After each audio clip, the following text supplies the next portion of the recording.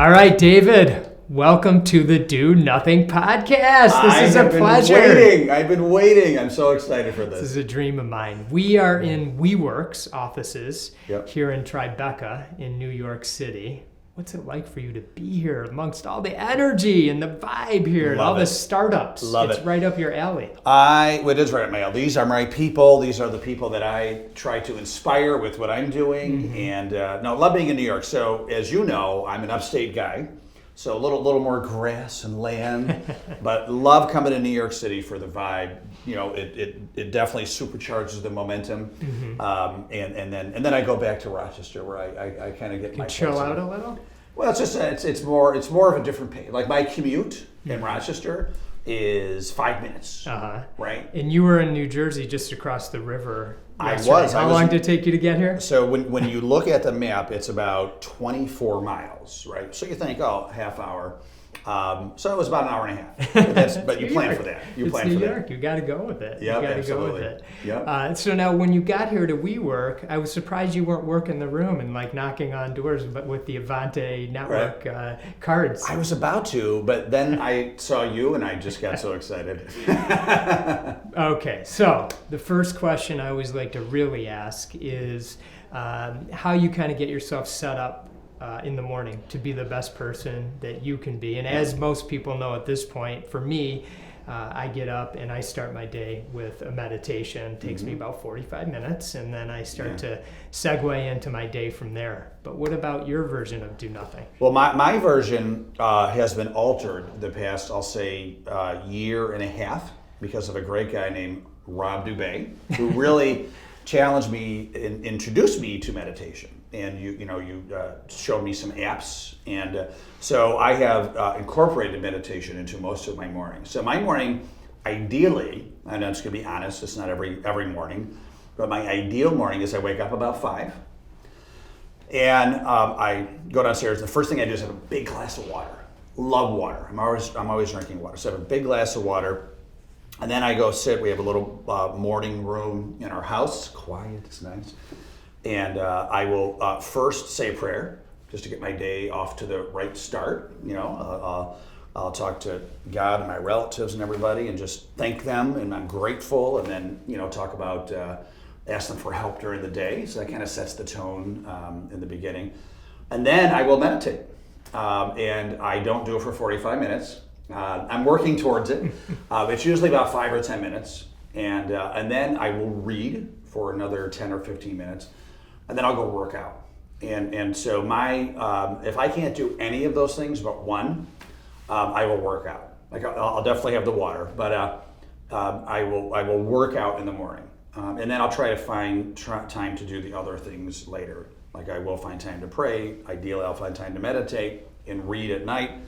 But my morning, if it doesn't consist of some sweat, my day is off. I'm just, me, I'm very high energy. I'm just, excited about life. And if I don't kind of balance that energy with some exercise, I feel like I will self-combust. So the exercise is very important. Where did you get the idea to drink a big glass of water first thing? I've always done it. I've just woken up and I feel like I need it, and and then I heard that it's very good for you. Like you actually get dehydrated overnight. 6, 7, 8 hours of sleeping, you're dehydrated, and then just really searching for healthy habits. That's one of them. Is just really staying hydrated, right? I mean, your body, your brain is made up of mostly water, just like the world, right? And you got to keep that balance. So that's one of the things that I think is very important, in addition to meditating, exercising, eating well. Number one for me is sleep. I really need to get anywhere from 6 to 8 hours of sleep a night, or I'm a mess. Some people can do 3, 4 hours. I can't do it. I need at least 6 at the bare minimum. 8 is beautiful. And then weekend naps. Love weekend naps, right? You love the nap, huh? I love a Saturday nap. Just love it. And I read that Napoleon, Winston Churchill, a lot of like famous leaders in our day, every day they took afternoon naps. So that sounds nice. I haven't fit in an everyday nap. You're not yet. getting that one into this routine Not yet. yet, but I would like to. When did you find yourself starting to think about these sorts of routines, like being intentional about them?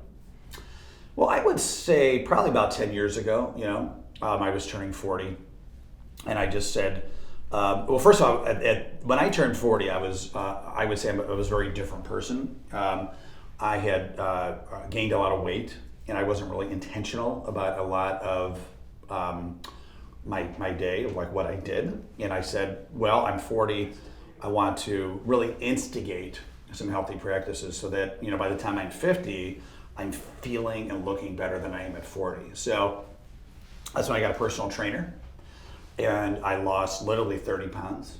And then I started building muscle. I started eating a lot better, more plants. I started cutting out a lot of the stuff that is just not healthy, right? Like a lot fried food, fast food. I'll say the Doritos category. Like those are pretty much non-existent for me, right? And definitely more like last night, I was at this event in New Jersey, and during the day, and the choices for lunch were pizza, and pizza. So I enjoyed it, but at night, I had to have a salad. My body was just like, oh, I need greens, and that's become almost an addiction where my family makes fun of me because after dinner, if a salad's not on the table, I will go make a salad. Say, anybody want a salad? And, my kids are like, no, Dad, you have one. So I'll just go make my own salad. And it's something that it just makes me kind of completes my day, But I would say probably the past 8 to 10 years, I've really instigated a lot of practices just to be mentally, physically, and overall wellness-wise as healthy as I can be. Getting outside a lot, right? Walking, hiking, fresh air, deep breathing, whether I'm meditating or not. Just being outside, taking deep breaths relaxes me, right? And I have to tell you, I feel, I look and I feel a lot better than, in my opinion, than when I was 40. Much more energy for sure. Yeah. When you were growing up, it was an Italian family. Yep. Traditional. Yeah, I mean, all the grandparents off the boat from Sicily, and every holiday, 30, 40, 50 people getting together. Yeah. All the old Italians, making their homemade sauce and meatballs and all that, the pastries and absolutely. And then I married a Sicilian. And she and her family actually are, quote unquote, off the boat, and so continue that tradition as well.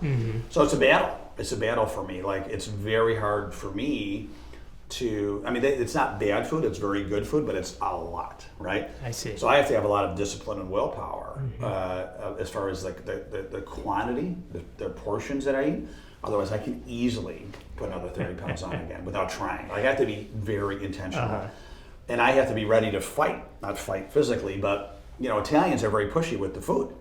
Like they almost take it as an insult if you don't want seconds and thirds. So I've learned to say, whatever I want, say half, because that's how much I'll get, So if you only want one more, you say, oh no, I don't want any more, right? Because then you'll get one more, right? Because if you say, I'll take one more, you're going to get two, maybe three, right? So you have to learn how to work the system. You got to work it. I love it. Yeah. So your grandparents actually immigrated here. Right. And I always think about when I'm in New York, I try to stay close to the Hudson River so I can go running along the river. Yeah. And I always look out and see the Statue of Liberty, and I'm always amazed by it. Yeah. And I think about all the people that came through there. Through Ellis Island, and were your grandparents coming through that way? They did, yeah. They did, no kidding. Oh, now, yeah. Did you ever, are they around? I'm assuming no. They're all, unfortunately, they're all gone. Yeah. Yeah. But did you ever have an opportunity to talk to them about their journey? It's funny. They really didn't talk about it too much, and I would love to go back and ask more questions. But there wasn't, it was mostly coming here for a better opportunity, right? I mean, they were coming from poverty, right? They're coming from just massive corruption, etc. And it was a chance for a better life. And that's all they would really talk about, you know? They didn't want us to speak Italian, they wanted us to speak English, right? So that we would assimilate to America. And now I since then have gone back and learned a lot of Italian just because I wanted to. But it was just, you know, them really, I'll say, sacrificing themselves so that, you know, their future generations could have a better life. Did they settle up in upstate New York, where you live now in Rochester, New York area? Yep. So they made their way up there, right? And obviously had your parents. Right. Did both grandparents immigrate over? Everybody. Wow. All from Sicily. Yeah. And so your parents were born up in Rochester area. Right. Yep. And are your parents still around? My parents, thank God, are still around. Yeah. Good. Yeah. And what were they like growing up? What was the Mammano household like? Well, it was funny. So I was born. So Rochester is you know, I think to go back when people came over, obviously a lot of them would stay in New York City. But if you didn't, you know, they're coming from rural Sicily, right? So if you got here, all of a sudden you're like, whoa. I mean, it was like night and day, right? Especially back then, all the Italians were, you know, actually around here were, you know, thrown into these apartment buildings that literally became like Italian slums. It was overcrowded, and it was crazy. Like if you research this area back in the day when it was very Italian, it was a crazy place, right? So a lot of them said, well, we want more of space where we can have our garden in a little house, you know, a little villa, right? They would call it. So they would go to Buffalo, Rochester, Syracuse, and Utica, right? So my family, I don't know why, they chose Rochester, and then everybody just kept on following. So, you know, my parents were in that in between, right? So they were, you know, still had their foot in the old ways, right? But obviously, you know, leaning also towards the new ways of America. So we were different, you know. It was definitely like, I was born in this town that was very Italian, but my dad worked for Kodak, and he got transferred to Atlanta, Georgia for a few years. My mom hated it. This is in the 70s. And so we're coming from this town where everyone, like almost everyone, is Italian and Catholic, right? To, in the 70s, you know, Marietta, Georgia, the suburb of Atlanta, where we quickly became like a novelty, right? I remember even like as a young kid, people were like, so you are Italian? You know, and we were kind of like minorities almost. You know, there's like one Catholic church. Meanwhile, in my town, there was like on every corner, right? And my mom hated it, so we moved back. But when we moved back, Rochester is divided by the Genesee River, and the west side is very Italian.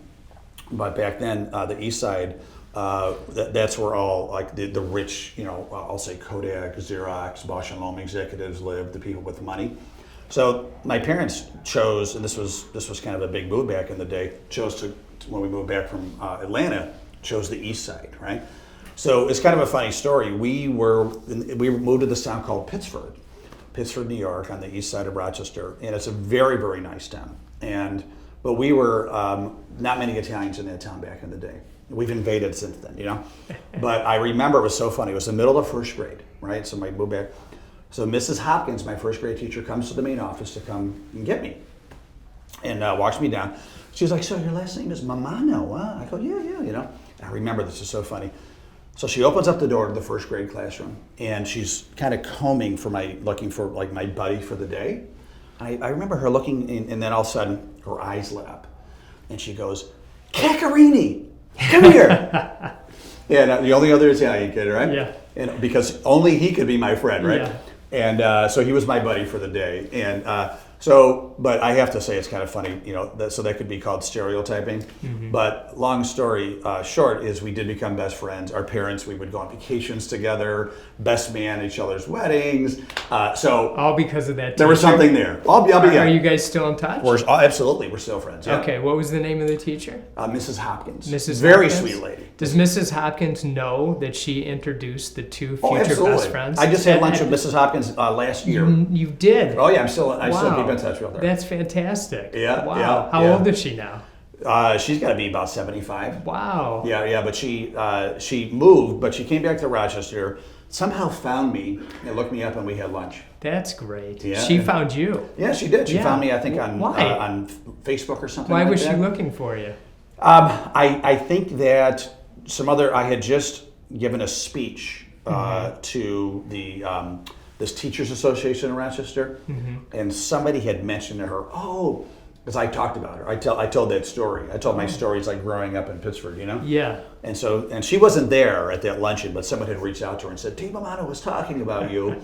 And then she was in town, and she goes, I heard you were talking about me. And so love that. we had lunch and caught up. So very, very sweet lady. And then like inside the household, what was it like? What was your family Well, like? it was, my dad was a manager at Kodak, so it was a nice middle class upbringing. I wasn't spoiled at all. And a lot of the people in my town, I'll say, were. So I always was like, why can't I have those nice clothes? And so and so they actually get an allowance for cutting the lawn. My allowance was, I get to continue living there, and they would buy me clothes, and food. And so it was like I remember growing up, just as you're a kid, you're comparing all the time, But it was a very nice upbringing. I would say it was like the Italian version of Beaver Cleaver, right? Great upbringing. Parents were great, still are, and I had a little sister. I was that guy, student council, class president, ran track and cross country, and I had a lot of friends, had a lot of different type of friends, delivered the newspaper in the neighborhood so everybody knew me. I would shovel driveways in the winter to make money, cut lawns, all that stuff. So I would say it was a great classic American upbringing with an Italian. The influence. Italian leave it to Beaver. Yeah, a little basil and oregano sprinkled on there, so. A little olive oil. It was very good, yeah. That's so cool. When you were off doing the newspaper and the shoveling and all these sorts of things, were your parents encouraging you, or were you saying to them, I'd like to go, I'm going to go do, shoveling or whatever, and were they encouraging of it? Yeah, so they always were amazed at these ideas I would come up with, but the good news is they never shot me down. They always were very encouraging, very supportive. I remember, I saw one time as a kid, gas was like, 60 cents a gallon or something, and I thought as a kid, I'm like, oh my God, my dad's got like 10 gallons. That's 60 cents a gallon. And so I was like, I'm gonna have my own gas station, And I told my parents that. And you think most parents would say, no, you can do better than that. But I remember them saying like, oh, that's great. Just make sure like you have the best gas station around. So they were very, like whatever crazy idea I had, they were always very supportive. So I think it's important. And you have one sibling? Yeah, one. You're the oldest. I'm the oldest, yeah. And what's the age difference? About 3 years. 3 years? Yeah. Okay. You guys still see each other? And Absolutely, she's still in the she area? lives next town over from me now, and she's got 2 boys, and I've got 3 kids myself, and so we're all still in Rochester. And you get together with the parents, and it's a big family get together. Yeah, we get together. Yeah, we're holidays, and of course just tight random get-togethers. Yeah. Okay. When you were in high school, what kind of person were you then, and were you a good student? I was curious about that. So, what kind of person? I have to say, and I think if you ask anybody that's known me since high school, pretty much the same. I was never mean, but I was mischievous, if that makes sense, right? So I was the kid that I drove the teachers nuts, yet they still loved me, right? Like, oh, David, Yeah. So I was never a mean kid. I was always very nice to people. Like I said, I had a lot of different groups of friends, but I was mischievous. And I think it's just because I was bored, and I'm very playful, and so was I a good student? Great question. So I was a great B student. I think I graduated, I think I made 87. I was like an 87% student. SAT scores, the first time I took them, I was like, oh my God, was I awake? Took a course, took them again. Acceptable enough, Nothing to put on the fridge. We don't need to talk about the actual score, Dave. Yeah, no. That's to say that I definitely, get by in life more on my we'll say will to push forward than, maybe we'll say my innate intelligence level when it comes to SAT scores. Do you think your B status had something to do with how the teachers favored you a little? I Did think they so. give you a little slack, maybe? Well, I wasn't a D or a C. I was good enough. Like I was doing okay in their class.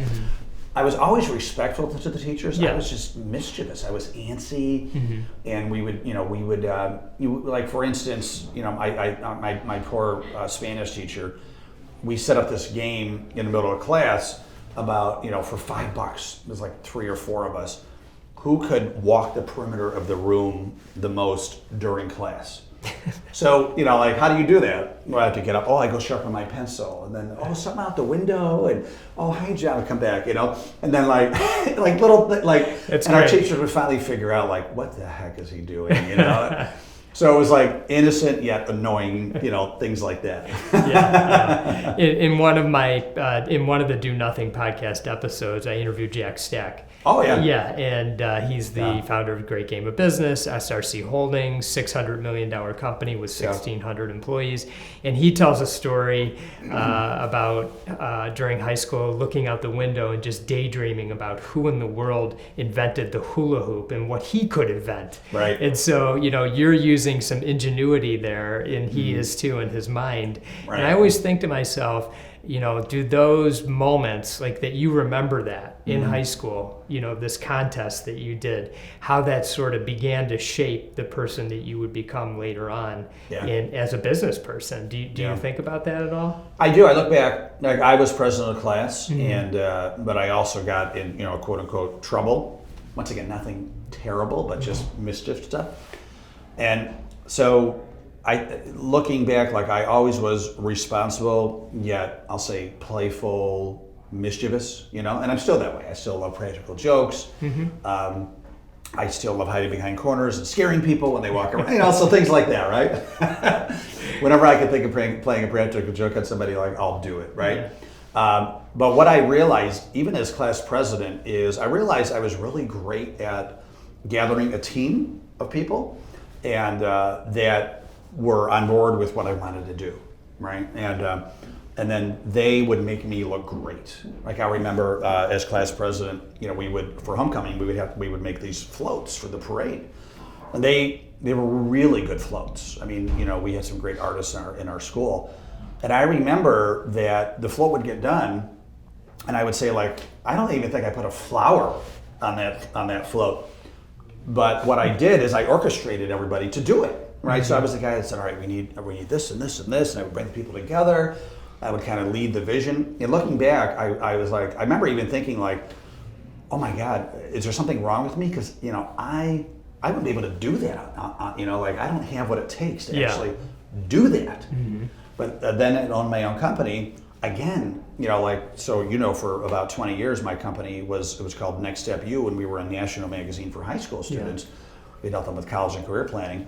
And once again, I organized a great team, editors and writers and designers, etc., to put that magazine out. But every time the issue came out, I'd be like, my God, I don't know how we did. I don't know how we did that. Thank God for the team. Yeah. But even now with Avanti, my current business, I think one of my superpowers is just attracting really great, smart people to get on board with my vision at that time, and helping me, actually implement it and execute it. So maybe, I'm not very musically inclined, but I think that maybe I'm more of a conductor of the orchestra. Sure. And thank God, people that are great players of instruments, for some reason want to be around me. So I'll take it. That's good. It's a good talent to have. Was it assumed that you would go to college? Was that like something you never even thought twice of? Yeah, it wasn't. It was just totally assumed. Like next step, going to college. Yep, absolutely. Yep. And was that a good experience for you? Are you glad you did it? And did you have help getting through college financially? Well, no, I was lucky. I went to UB, so University at Buffalo. And at that time, it was only about $5,000 a year as a state school. Wow. So my parents were able to pay for it. I did 4 years, about $5,500 a year. Jeez. Yeah, now it's Could about you 25 grand a imagine? year. Yeah. So I went to college 87 to 91. Yeah. And now the SUNY schools are about 25,000 a year, right? So and that's a whole nother subject as far as the cost of college. But Yeah. so I was fortunate. Oh, but you just made me think of something. My dad made a deal with me. He said, "I'll pay for college every semester. You get a 3.0 or above tuition, like everything." He goes, "But when you get 2.9 or below, you have to pay the tuition part." Which the tuition part alone was about $700 a semester. And so I had to pay twice. I had to pay. I got a 2.7 one semester, and then I think another semester I got like a 2.4. Wow. So so I had to pay twice. I saved my paper route money and all that stuff. I love that deal. So yeah, it was like incentive to not blow it off. Right. And then I would make it up, and it's kind of funny. Talk about setting a vision and getting there. My dad, I think, unintentionally did that because my GPA when I graduated. And I kid you not, it was on my, as a joke almost, it was on the refrigerator for quite a long time. It was 3.000018. So I literally like scraped by overall GPA with a 3.0. So yeah, I made it, right? What were you like in college? Same way? I think it was the same way. Yeah. I was in a great fraternity, and I'm still friends with a lot of my fraternity brothers today. We didn't even do this intentionally, but we were the fraternity. We had everybody. It was nationally a Jewish fraternity. It was Sammy Sigma Alpha Mu. Sure. Yeah. But for some reason at University of Buffalo, it wasn't. We had a fair amount of Jewish, Italian. We had Asian, African American. We had everybody. And I like to think like, oh, this was we did this on purpose to diversify. Not at all. It just happened. It's just who we were. We would always have the best parties. We would, but we would also win Greek Week, and mostly grades were pretty good. You always have some variety, but it was just a really good experience. And we still have reunions and we still get together. So just a good bunch of guys. And then I also ran the college newspaper. The Spectrum, which at that time, it was 11,000 circulation. It came out Monday, Wednesday, Friday. So it was like a real newspaper. Great experience. Yeah. I went down to write. They didn't have any writing positions available. So they said, "Can you go sell ads?" And that's actually how I found my love for sales, is because I loved selling the ads. So were you a journalism major then? Funny you say that. You're opening up a great box here. So I went to UB, University of Buffalo, to be a dentist. Right, I was in pre-dental. I was ready to go. You do have nice teeth. Thank you. I just looked at them this moment when you said that. Well, the only reason it's funny you say that because when I ended up doing an internship in dentistry, in a dentist's office, I said, "Oh my God." I go, "Why did I want to do this? I have no love of teeth." And I literally said, "I like my own, I guess. But other than that, I have no love of teeth." So then, of course, I asked myself, why the heck did I want to be a dentist? Because like age 14, you could ask my family, I was going to be a dentist, right? And then looking back, I said, I figured it out. So my mom's cousin was our dentist. And so at age 14, I saw that he was very rich. He had a big house, and he had a red Porsche. So growing up, I said, I'm going to be a dentist. And obviously, never choose a career for the money. I found that out. Yeah. And so when I finally got to do the internship, I said, it's not worth it. This is nothing wrong with being a dentist. It just wasn't my calling. So then I did think I wanted to be a writer. I thought I'd be maybe a TV reporter or writer. So I went down to the college newspaper, and they had no writing positions available. So they said, one will probably open up, but why don't you go sell ads for now? That's how we support the paper, and then you could move over. Well, lo and behold, I loved selling ads. Loved it. I would go to the pizza shops and restaurants, etc., and I would get to help them. I put a coupon in the paper. The students would use the coupon. I'd help the business grow, make friends. I would make a commission. You made money doing that. 11% commission. Is that right? So I'm like, I make. Did you money. get credit? I also got credit. This was like a dream. I don't know if they have credit anymore, but did they train you, or did they just say start going around all the shops? There was an ad sales manager who was a student as well. Okay. A little training program, but essentially I would get my car, and I would just go to local businesses that I thought would be good prospects to be in the college newspaper, and I would help design their ad. And so, for instance, there was a place called, and still there, Santora's Pizza, Johnny Santora. And I would walk in, and we hit it off, and he wanted me to design an ad for him. So I went to the designer and made an ad with a coupon, gave it a shot. It worked. And so he kept on doing it. And I thought to myself, what a great career. Like, I make friends. Like, I would walk in, he'd be like, he'd call me Olive Oil, actually. Davey Olive Oil, you know? And he would give me a free slice of pizza, and I'm like, I make friends. I get to help people because I'm helping his business with the coupons, and then I make money. I go, I think I could like this career, sales, you know. And then a writing position opened up on the newspaper, and I was like, no, I'm going to stick with sales. So I did write a little bit. I ended up doing like a restaurant column, which was fun. Perfect. Yeah, I'd go into the restaurant undercover, eat their food, write about it. Yeah. And then, but I ended up being the ad sales manager for the school newspaper. Okay. Loved it. And that's what gave me the impetus to start my magazine after college. Why did you think you'd be good at writing? I always wrote as a kid. I would write books all the time. You would? Yeah, murder mysteries. My mom thought I was going to grow up to be like a psychopath serial killer, because everybody would get murdered at the end of my book. You know, I don't know why, but and she's like, oh my God, you know, like I remember second grade. I think she threw it out because she was so horrified. But like the last page, the mystery was solved, and the guy was like in the closet with like a knife in his forehead. And she's like, I remember her talking to my father, like, this makes me nervous, you know. She's like, oh, and that, he just has this imagination, you know. But so I would always write, and so I just thought I could write. I could become a writer. When you were writing, were you like literally writing? Because back then we're the same age. There wasn't really computers or anything. No, I think I had a typewriter in high school. But yeah, I would just. So you'd write out these books. Yeah. These murder mystery books. Yeah. What got you to do that? I don't know. Looking back, I think it was just. I was feeling creative and probably needed an outlet, you know. Wow, so yeah, it's amazing. So you said you ended up running the newspaper at school. So was that after you were the ad sales manager? Well, no, that's what it was. So I was a salesperson for the school newspaper. Yeah. Then as a student, I became the advertising sales manager. Okay. So there was, a quote unquote, a real adult. That was the full-time job, right? But then that was it. After that, it was all students. So. And have they maintained the quality of sales since you've left?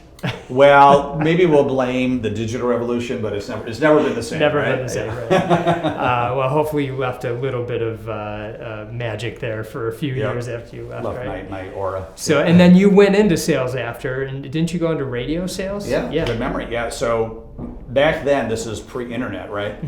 I thought the climax or kind of the climbing path was print, which I did. And then radio, and then TV. TV would be like the climax, right? Oh, wow, TV sales. That's where the money was. So I applied for jobs in radio sales, got a job in Rochester. And it was kind of funny. It was at a station called Wish 95. And it was like, you wish it wasn't on the air. It was like, we were number 11 out of 10 stations. So bad. I got $150 a week as a draw, which means like you would have to pay that back when you got commission. Yeah. So $150 a week plus 50% commission. So I was psyched. I'm like, hey, first job, And so I did radio sales for 3 years. And truth be told, I actually quit for a year, moved to Chicago to quote unquote become a stand-up comedian.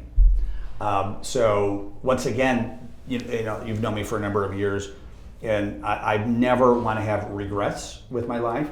So I remember at that time Seinfeld was very popular, and I had done some stand-up comedy in Buffalo and Rochester. And I actually won the amateur funniest person in Rochester contest. So I'm thinking, oh my God, am I supposed to be the next Jerry Seinfeld? I love this, So I said, well, I'm 23, 24. I said, I mean, give it a shot. And so I had a friend in Chicago taking classes at Second City and Improv Olympics and doing some stand-up and acting. Went to go visit him, loved it. Quit my job, moved in with him. and did all those things he was doing. Took classes at Improv Olympics and Second City, and did some stand-up, amateur, nothing paid, acting classes. Tried it for about a year. Loved Chicago, and loved what I was doing. But once again, like the dentist thing, I realized it wasn't my calling. I said, this is fun, but I'm not feeling like this overarching desire to try to do this for 5, 10, 15 years to see if I'm supposed to be like the next Jerry Seinfeld. So it's a great chapter of my life. I loved it. I'll be on my rocking chair when I'm 95 with no regrets. I'll know that I tried it and I wasn't supposed to be the next Jerry Seinfeld. Okay, so the first question I have for you about that story is, when did you realize that you could actually go do stand-up comedy? That's pretty scary. I've talked to a good number of people who even have visions of wanting to do something like that, but it's just too scary. So what made you think you could even do that? Great question. So I'm in college. Yeah. University of Buffalo. I think I'm a junior. And a national comedy contest is coming around the country, and they're trying to find the funniest person in college, right? It was sponsored by Certs and Doritos, and so it was in the newspaper. Word is out that you could audition to do this, right? And all my friends were like, "You should do this. You should do this." And I was like, "No way!" Typical response. I'm not going to get in front of 400 people and try to tell jokes. But they really convinced me to do it. I'm like, oh my God, all right, you guys must think I have something, so I'll give it a shot. So I wrote something. My friend Bob Caniglio, who also did it, we helped each other with each other's routines. And I would test it out with my friends, and they were laughing. So I'm like, all right, worst case scenario is you guys laugh really hard, right? So the day is there, and now I don't get nervous at all. But I remember I was petrified. I probably broke out in hives. I know I was shaking. That crippling fear, right? I'm like, what have I done? We're in this pub. There's like 400 people in the audience, and so Dave Mammano, and I froze, and my friend pushed me, so I get on stage. This is actually on YouTube, by the way. Somebody videoed with a Betamax or whatever back in the day, like videotaped it. So if you Google David Mammano stand-up comedy, it's there. That's your first stand-up gig? That's my debut. Yeah. Wow. Got the big afro, the whole We've got works. to get that. It's pathetic, but Which makes it funny. Which makes it funny. So I get on stage, I do it, and what happened is it's a great story of just as I like to say, leap and the net will appear. I was really nervous, as I said. Get on stage, tell a couple jokes, got some laughs, made me feel a little more comfortable. Got some more laughs. Before you know it, I just got into the routine, and I forgot about being nervous because people were actually laughing. And by the end, I don't think I was that nervous at all. And that experience, I want to say, changed me in a great way, because that was like, if I could do that, I could do anything. Like stand-up comedy, I think insert titanium spine here. Yes. Like, oh my God, I just lived through that. So did you know that in your mind at that time, or is this upon reflection you realized what had just happened? I realized it pretty quickly. It was an immediate feeling of like an infusion of confidence. Of just, it might be similar to like the Tony Robbins fire walk. Like, oh my God, I just did that. Okay, I can do anything. It was just, it was a massive feeling of just confidence coming over me. Did your parents see that? See you do that at the bar? They weren't there. They weren't there. No, okay. They weren't there. They saw it afterwards. So at some point you go home and you're thinking, I'm going to move to Chicago. Like, I have a gift that I have to build on here. A gift, yeah. So do you sit down at the I'm picturing you with mom and dad who, don't probably want you to go anywhere. I'm sure they're very happy to have you nearby with your sales job. Right, yeah. And you say, I'm going to move off to Chicago. Oh, and by the way, I'm going to go into stand-up. Yeah, it's like the 1-2 punch, right? What happened? What was that like? Once again, as I mentioned before, that my parents were supportive even when I wanted to, like 6 years old, own a gas station. Yeah. So yes, to your point, they thought it was a crazy idea. Like, you want to do what?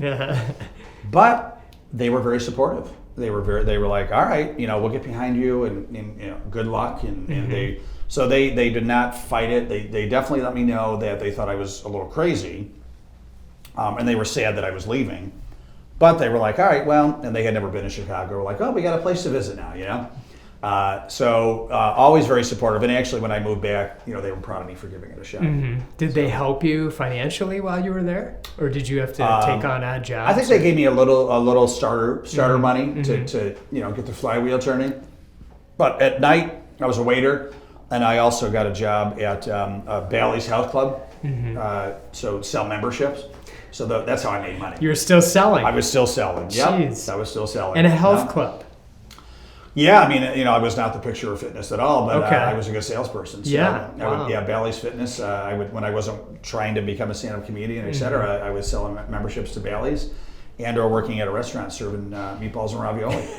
You were probably a great waiter. I did love being a waiter. I did love it. Yeah. And I probably would buy a Bally's fitness membership from you as well. Do you remember one or two of the jokes by any chance from the pub? I do. Well, just overall, how about if I give you some of my best amateur jokes? Okay. So, these are ones you've written. Right. So this is back when I was performing. Kind of a sad story. There was a serial killer in Rochester. Right. It was There's a theme here, David. I know. It was big news in Rochester. This guy, terrible story, but he had just been caught. Right. So what I would do is I would get on stage and I would have a big knife in my pocket, right? And I wouldn't say anything about it. And people thought you could see people like, what? Why does he have a knife? What's he gonna do? And about midway through the routine, I would go get a cereal box. You probably know where this is going. But I would get a big cereal box. They didn't know where it was going.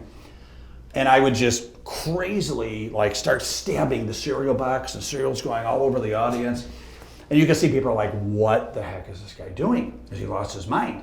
And I would calmly go to the microphone and I would say, I know, I don't look like it, but I am a serial killer. That's pretty good, David. I like that. I would do corny stuff like that. So one time I did this thing where it was a contest, so there was multiple people, had a lot of friends there. And they're like, Dave Mammano. So I come on stage and I have a can of baked beans, right, and a spoon in them. And I pretend to trip, and the beans go all over the stage, right? And it looks like a mistake. Like people are feeling sorry for me already. And then once again, I very calmly get up to the microphone. This is so bad. And I say, well, looks like I spilled the beans. So stupid. Cheesy, but good. People felt bad for me. But people in Buffalo and Rochester would appreciate this because during the winter, it's dark, right? We get a lot of snow, and we get the shortened days, And for like January, February, March, you're just like, oh, give me some sun, So one of the jokes I would say too is I would say, people, knock Western New York, Buffalo, Rochester, but I say I love it. I go, there's so many advantages. In fact, one of them is, when I wake up in the morning, I stretch, I get out of bed, open up the blinds, right? And the room gets darker. Like, what other cities can you do that in, Only Rochester. So you could see why I moved back to Rochester to get back. It wasn't working in Chicago. Was not working. Yeah. But great training for what was next. So when you came back, did you go back into sales, or is this when you got started in your own business? Got back into radio sales for about another year and a half. Yep. And I was okay at it. I loved the people. I liked my boss. I just hated having a boss. It was a total innate feeling that there was like a fire inside of me that was like, it was uncontrollable. Like I just, something was inside of me that just was like, oh my God, I gotta get out of here. Like bottled up, like I was caged, right? Like a caged animal. So finally I ended up having an idea for a business, which was at that time, the magazine. Yep. And it was a magazine for high school students called Next Step. And the idea was that so many kids, especially at that time, would go to college just because, as you said before, it was expected that you go. But a lot of times people didn't know why they were going. They just went because it was expected. So I thought, wouldn't it be cool if there was a magazine that can help high school students with planning for life after high school, while they're still in high school. So I thought the articles would be about college college planning, career exploration, some life skills. So I got consumed with this idea. So I went in January 3rd, 1995, and quit my real job. And since then, haven't looked back. So how did this idea come up? Was this a struggle that you had going into college and you were thinking about, or had you heard about different kids kind of struggling? I mean, how do you come up with this idea? Well, I think I put it out there in the universe that I wanted to start my own business. Okay. And then I just started thinking, like, what can I do? Mm-hmm. You know? And you'll laugh being Italian. I'm like, I make a nice sauce, right? Like, I'll have my own pasta sauce company, you know?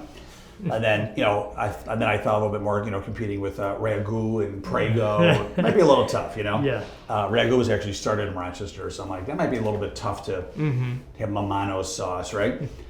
So then I said, all right, well, what do I like doing anyway, right? So I remember I loved the school newspaper, loved the whole print world, loved writing, loved selling ads. And then my hobbies were, all the volunteer things I did was helping young kids with their future. So I was like a junior achievement volunteer. I was a big brother, right? And just take out a kid once a week to help them. So I was a counselor at this camp in the Finger Lakes called Camp Good Days and Special Times. It was a camp. It still is a camp for kids with cancer, right? So I'm like, all right. Well, I love helping young people with their future. I love print, So I remember thinking, like, what can I do with that? Then my cousin was going to RIT, Rochester Institute of Technology, and I just happened to ask him, like, oh, why'd you choose RIT? And he literally shrugged his shoulders. He's like, I don't know, I just got in. I had a couple friends going. My parents thought it was a good school, so here I am. And I thought, what a shame. Like, it's a great school, not cheap, but he doesn't even know why he's there. Yeah. So then it all came together. I'm like, that's it.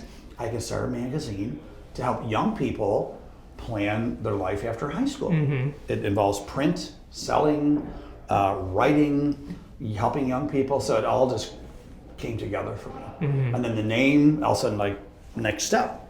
Like, that's the name of the magazine, Yeah. And so I'm 25 at the time. Just said, what do I got to lose? I was not married, no kids, no house, I know nothing. I didn't own a thing. I owned a car. It was a Geo Prism with like 140,000 miles on it. That's great. So I'm like, all right, if I lose the Geo Prism, I'll be okay. Yeah. I'll get over it. I'll get over it. So I evaluated the downside and I decided to move forward. Mm-hmm. So. And how do you have the confidence intrinsically to put all these pieces together? Because you knew, as you said earlier, you're the maestro. You're not the orchestra. Yeah. 25 years old. What all happened? Take us through, like, how a 25-year-old starts to put it all together. Well, I would love to say that I had a plan, right? Mm-hmm. Okay. And of course, I just said, well, we'll figure it out. Okay. Right? Yeah. And that is, I know you're much more methodical with your entrepreneurial endeavors, and I admire that greatly. I am a fire-ready aim guy, and there's good and bad about that, right? Mm-hmm. I jump off the cliff, figure out how to build the airplane on the way down, and I definitely did that. Funny you say that. When I quit my real job January 3rd, 1995, I gave my 2 weeks, and they were like, well, we don't need it. We don't like to keep salespeople around. They cause trouble. Here's a box you can leave today. So I'm like, oh. So I thought I still had 2 weeks in my mind, but then I'm like, I have 2 minutes. Oh my God. So the idea of, like, I'm on the roller coaster, I'm strapped in, this thing is moving. Yeah. Went to Office Max, bought a desk, chair, phone, called my dad, helped me put it together, right in my bedroom, my apartment. And then we had lunch, and then he left. And then I said, I really don't have a lot of money, So I went to Ruby Tuesdays that afternoon, got a job. And they actually needed me to cut up broccoli and vegetables for the salad bar that night. Oh my God. So I go to the morning, I'm go to professional office, suit and tie. At night, I'm cutting up broccoli for the Ruby Tuesday salad bar, right? Yeah. Best broccoli ever chopped. Oh, I'm sure. So much love and passion, And then I got another job at Mario's, so brought back the restaurant stuff. So at night, I was a waiter. During the day, I was a illustrious magazine publisher. So then, I went to a printer, I went to a designer, I went to some people that knew how to edit and write, and I just once again put them all together. And so I quit January 3rd, 1995. By May 1995, we had the first issue out. 10,000 copies. gave them free in bulk to the local high schools. And the way we made our money was selling ads, mostly at local colleges, banks for student loans, military, any organization that wanted to market to local Rochester high schools. How come these advertisers were willing to write a check to you without ever having seen the product? Yeah. So I made a demo issue, right? I made a 12-page, like, this is what it's going to look like. Yeah. You know, I made a media kit, and then it was just pure, like, you know, a good question. I mean, just taking a leap of faith on Dave Mammano, I guess. You know. So What was your first sale? My first sale was at college. It was SUNY Brockport, State University of New York at Brockport College, outside of Rochester, just a little bit. And then I got the local community college, Monroe Community College. So those were some of my first sales. And so SUNY, they were the first one to purchase an ad. Correct. And did you cold call? Oh yeah. You cold called the person. Do you remember who it was? Yeah, Carla Merrifield, absolutely. Carla Merrifield? Carla Merrifield. Okay. Yeah. Have you, like, that's we're your still first in touch. You're still in touch? Oh yeah. She's long retired. And how old is she? Carla, if you're watching, I'm sorry. I'm going to say 60s. Okay. Yes, but looks amazing. Oh, absolutely. Yeah. No, she's since retired. She and her husband rented a Winnebago, and they just travel all over North America. It's so cool you stay in touch with these sorts of people. I like if you end up with, I'll say the fortune, maybe some people would say misfortune. I'll say if you end up with the fortune of entering my world, like you're probably going to know me for life, right? So like it or not. Yeah. Do you think she took pity on a 25-year-old in a way, or what do you think Probably. was going on? Yeah, You know? she probably was like, look at this young punk kid. You know, they had $600. All right. That was a lot of money back then. Yeah. She bought 2 ads. She bought 2 half-page ads. Yeah. I think I gave her a little deal for that, you know? And then one guy, Ken Poole, who worked for an ad agency, he said, he goes, do you have the back cover available? I'm like, absolutely. He goes, all right, well, we want that in full color. And I wasn't doing full color, you know? He goes, well, why don't you do just the 4-page cover in 4 color, and then the rest can be black and white, maybe with 1 color. I'm like, well, if I do that, will you buy the back cover for the whole year? And he said, yes. So I got the back cover. And it became color. And then so the cover, back cover, and of course the inside, you know, covers were full color. Yeah, right. Yeah. But they weren't intended to unless he did that, right? Right, exactly. And now do you stay in touch with him? Yeah, I just saw him. I saw him literally like over the summer. That was a huge deal he helped you with. Yeah. Oh yeah, he bought the back cover for every issue. Jeez. Yeah. That's amazing. But that was like a lesson in negotiation too. Yeah. Because I want it in color, and I said, well, if I can do it in color, will you commit? Do you think that came naturally to you, or was that just you were scared but you said it anyway? Like you didn't want to lose the deal. Probably a little bit of both. Yeah. I've always been a negotiator, and I've always found a way to make it work. So when he said color, I was like, yes, we'll make it work. You know? Oh, okay. Yeah. So I mean, somebody asked me last year, when did I know that I was meant to be an entrepreneur? Yeah. And at first I said, I don't know.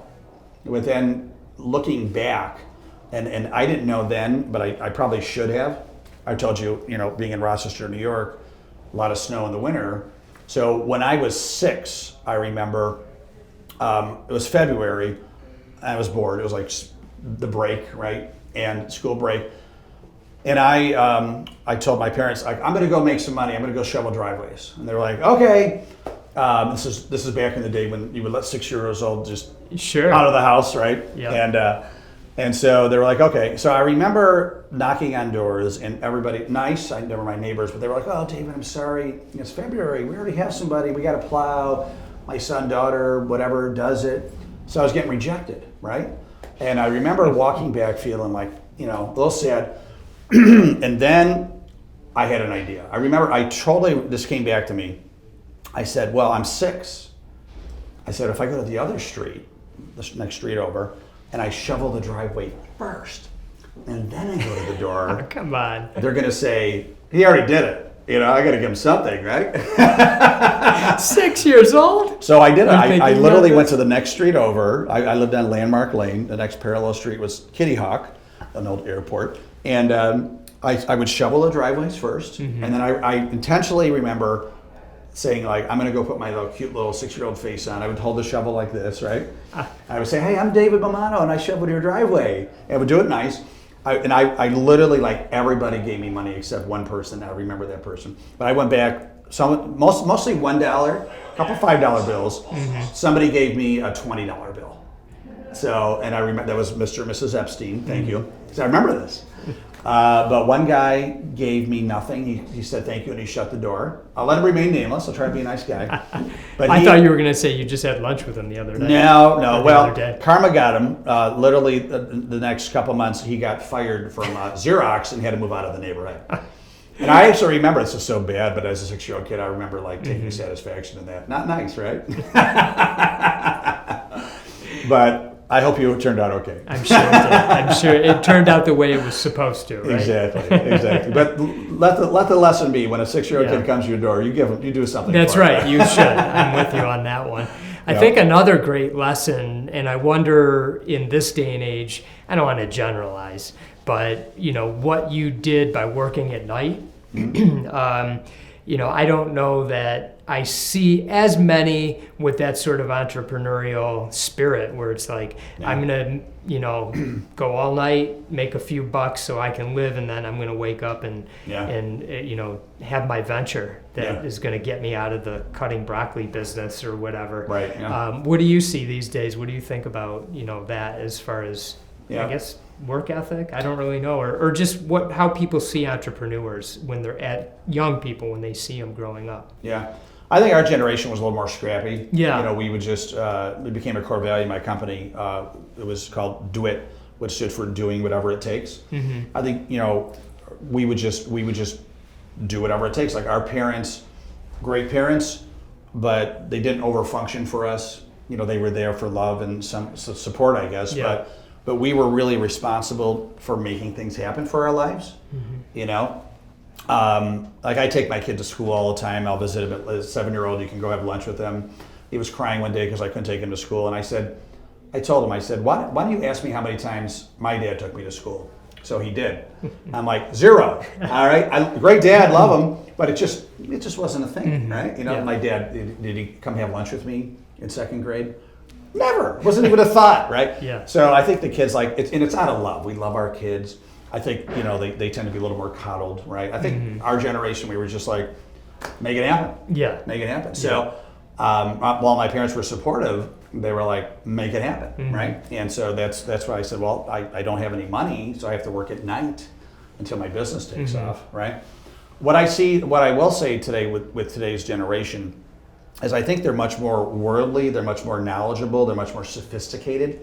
I was asked to speak at a DECA club, and it was college students at UB, University of Buffalo. And I was blown away. These kids are 19, 20, and I was blown away at how mature they were, how smart they were.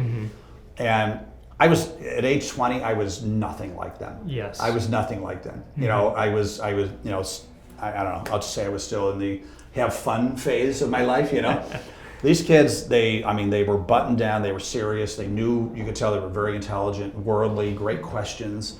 I wasn't like that at all at that age. So I think they're a little bit more advanced with some stuff, but when it comes to rolling up your sleeves and doing whatever it takes, and this is generally speaking, I'm not sure if they have the same scrappy attitude that guys like us do. Okay, so you have 3 kids. Yep. What are their ages again? 15, 13, and 7. 15, 13, and 7. Yep. So as they get older and say they have these sort of ideas, what's going to be your approach as a parent? Yep. Well, it already is. So like my 15-year-old, he wants a new computer and he wants things.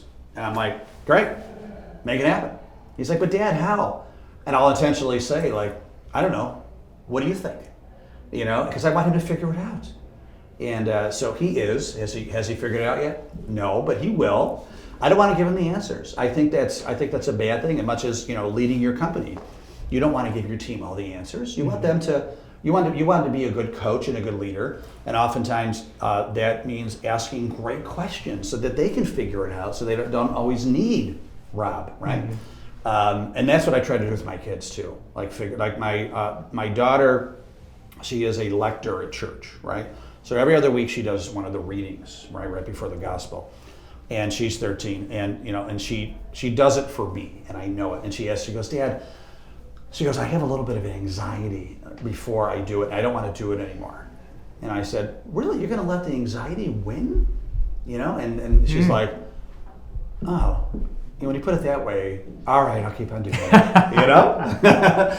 So I didn't say like, no, you will continue to do it. That's great, yeah. But I asked her, I'm like, you're going to let the anxiety win? I go, yeah. And then, you know, so I asked her a question there. And I think that's the best thing parents can do for their kids. Like if you tell, most people, especially your kids, they don't want to be told what to do. They don't want to be dictated, right? Dictated to.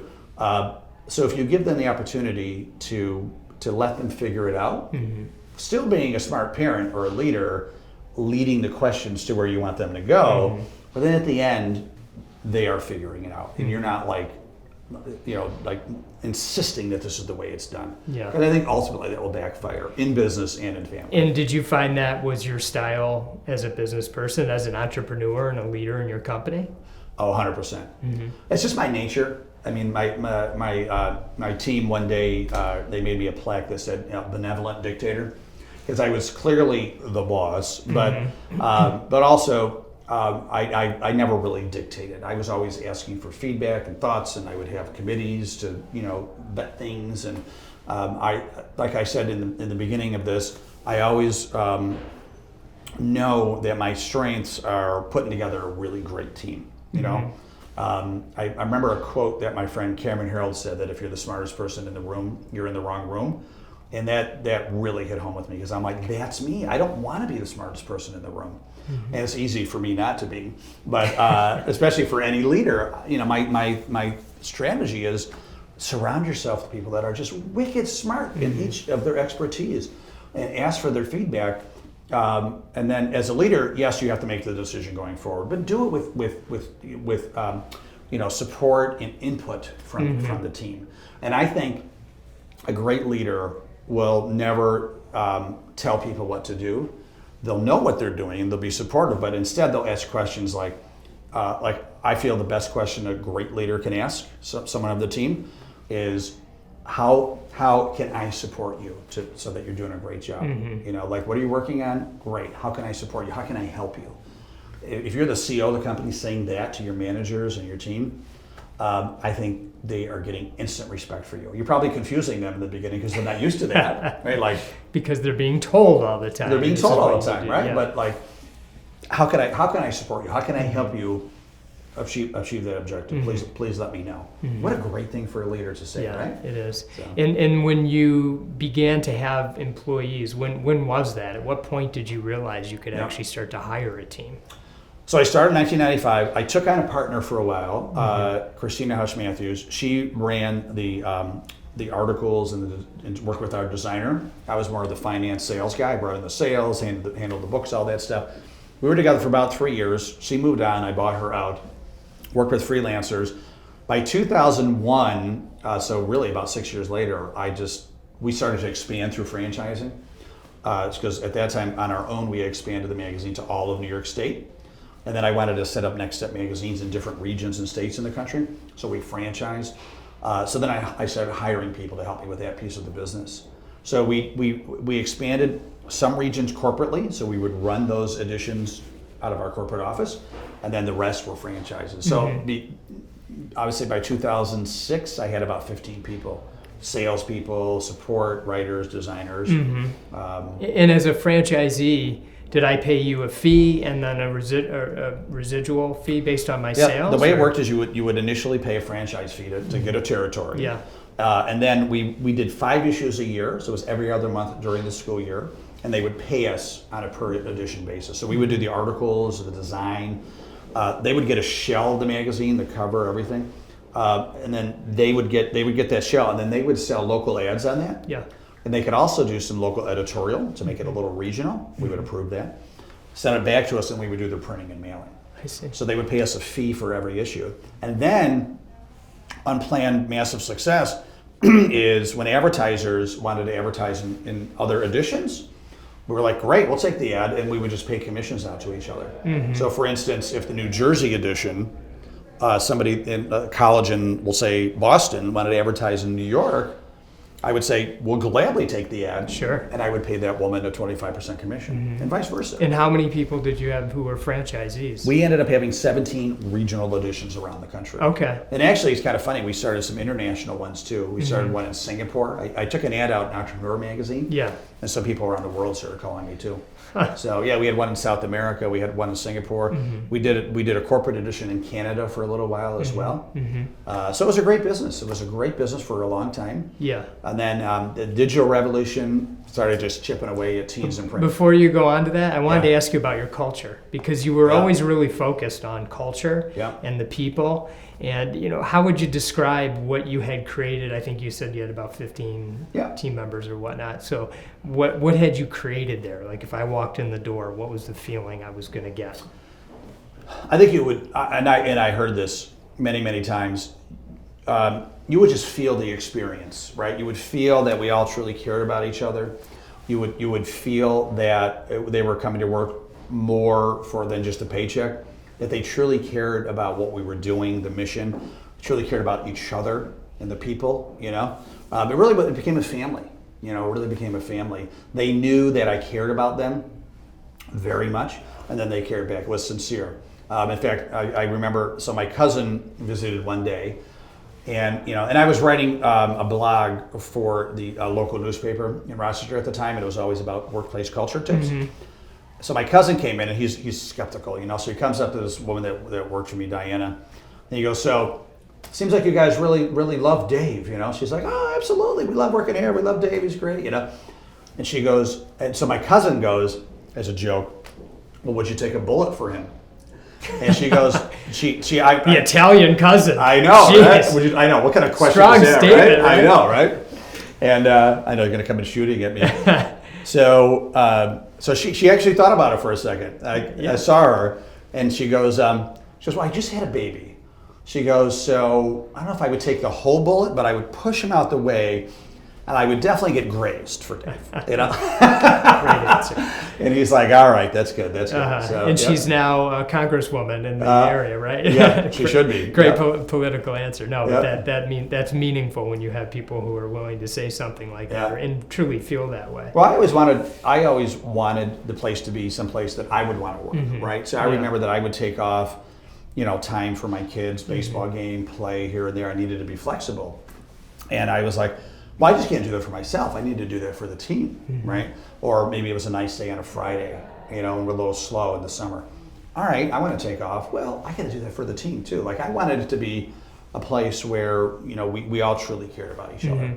Were you intentional about, like nowadays I feel like there's so much information about culture that you can be very intentional about it. Now back when, and I just it might not have been on my radar screen, but back when I started my business in '91 and still running today, but I wasn't thinking anything about culture. Yeah. So was that something you had learned about, or was it just what you were doing, just not knowing that you were creating this culture?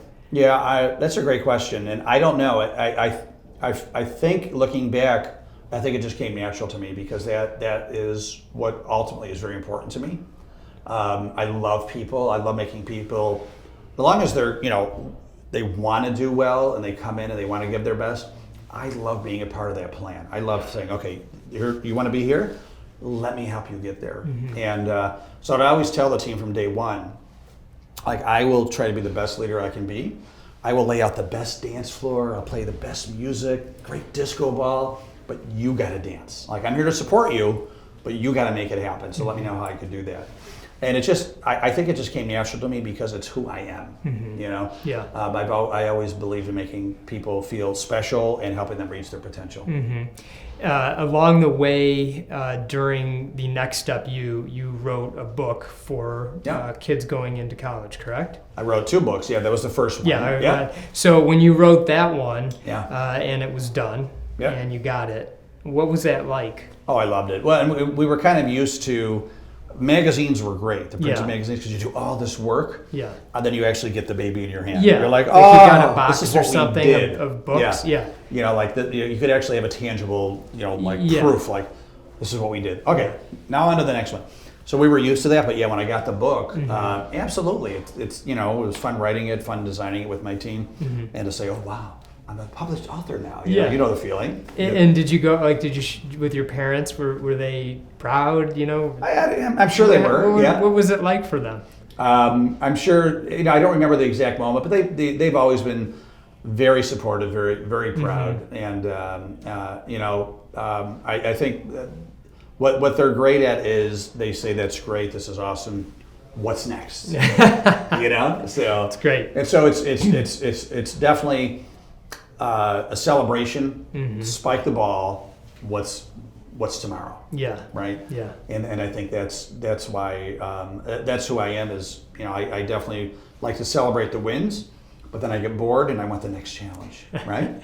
So at its height, what year, how many years were you in when you were kind of at the height of things with Next Step U?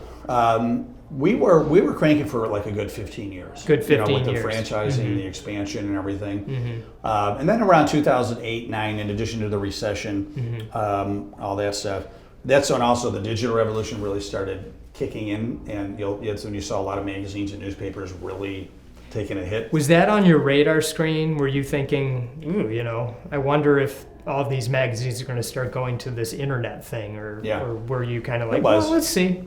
It was. I knew that we had to have more of a bundled approach, I'll say a multimedia approach. So that's when I changed the name of the company to, it used to be Next Step Magazine. Yeah. And that was our website as well, nextstepmag.com. That's when I changed the brand to Next Step U, the letter U.com. Okay. I wanted it to be less about print and more just about like the brand of Next Step U. The core of the company always remained print, because that's where we were making most of our money. But we went online, digital edition, iPad edition, the whole works. The simple fact is, as most newspapers and magazines are proving, is that there's never the same amount of revenue as there was in print. In print, you have all these different pages to sell.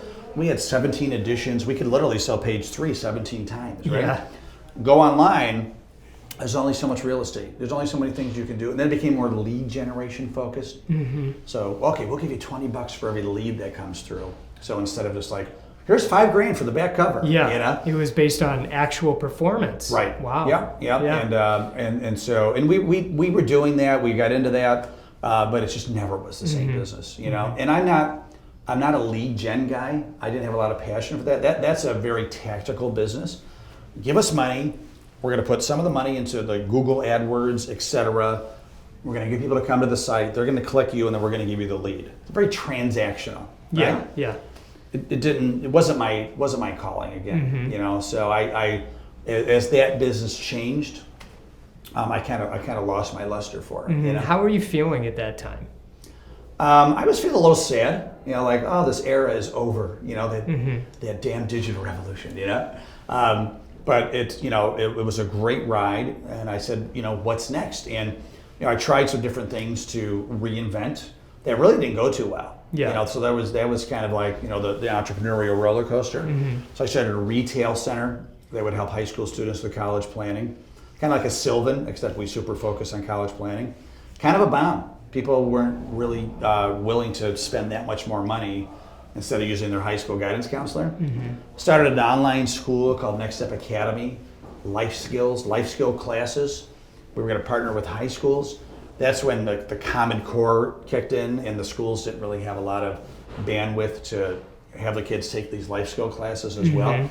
So I tried some different iterations that just really didn't work out too well. How many years were you doing that for?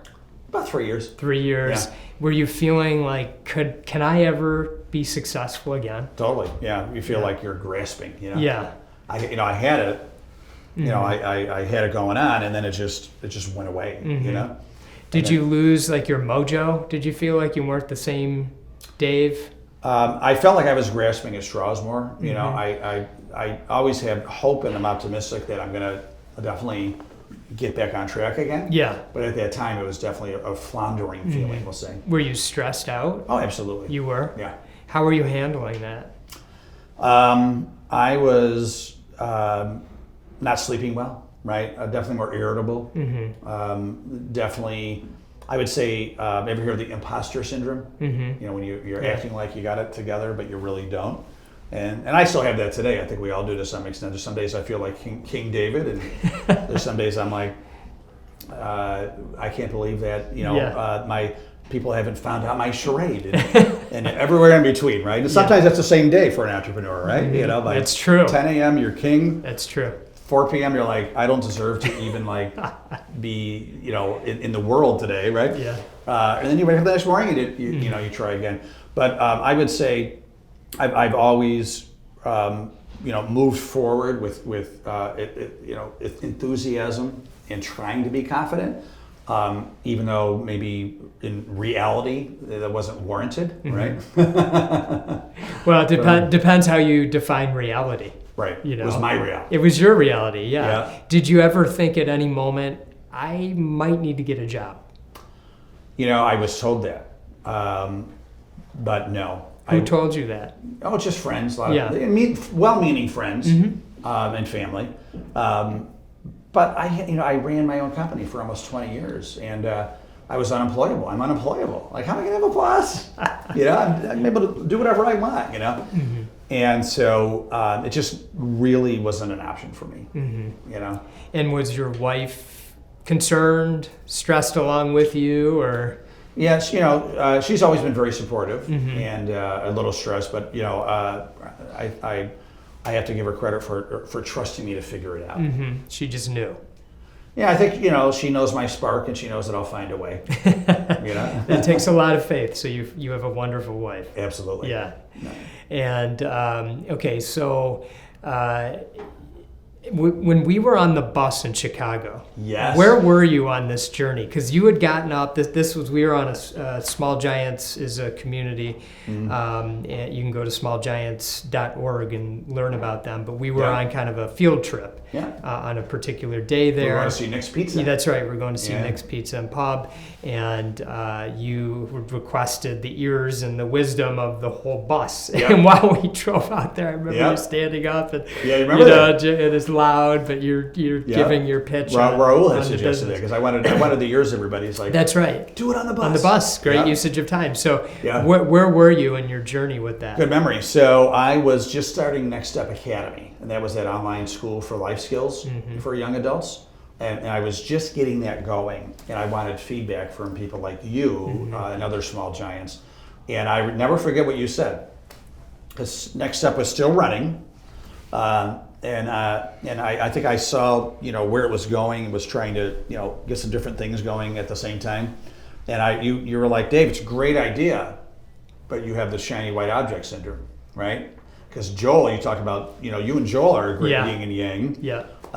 And I probably needed a you as my partner, but you told me that I had be careful that I don't have get the shiny white object syndrome.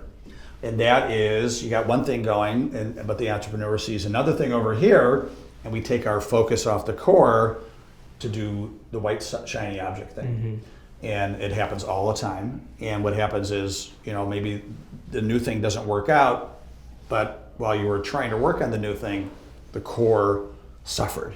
Right. And that was your advice to me, is to be careful about that. And I probably should have listened a little bit. That's horrible advice. Look at you now. All part of the journey, right? While by the way, always easy to give advice, right? Sitting on the bus. Well, you've always been good at helping kind of bring me back to more of a balanced thinking position. Okay. So Well, that's good. Yeah. And while you were running Next Step, you joined an organization called EO. Yeah. I think you even did you start it in Rochester? Or I started the president. I started the local chapter in Rochester, New York, and this is. I remember I had grown Next Step to a place where it was good. I think we were doing about a little over $1 million at the time in revenue, but I started to feel lost about my own innate talents. Yeah.